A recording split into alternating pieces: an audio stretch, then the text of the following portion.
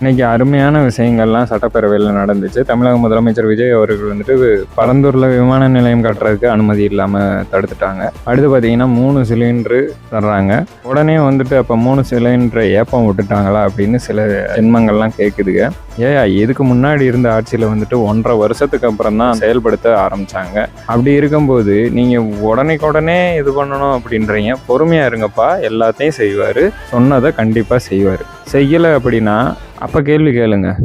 100 நாள் 150 நாள் கூட இன்னும் ஆகலை, அதுக்குள்ளே இவ்வளோ தூரம் இது பண்ணிக்கிட்டு இருக்காரு, எல்லாத்தையும் படிப்படியாக பண்ணிக்கிட்டு இருக்கும்போது இவ்வளோ தூரம் பேசுகிறீங்க. மாற்றம்னா என்ன அப்படின்னா, மாற்றம்னா எங்கள் ஊர்ல எல்லாம் ஒயின் ஷாப் இருந்துச்சு. முதல்ல பிளாக்ல 4 கடை ஓடிக்கிட்டு இருந்துச்சு, இன்னைக்கு ஒரு கடை கூட இல்லை. அப்போ இதுதானே மாற்றம்? எல்லா இலக்கமும் லஞ்சம் ஊழல் வாங்கிக்கிட்டு இருந்தாங்க. டாக்குமெண்ட், சின்ன சின்ன டாக்குமெண்ட் விஷயத்துக்கு கூட இன்னைக்கு அந்த அளவுக்கு இல்லை.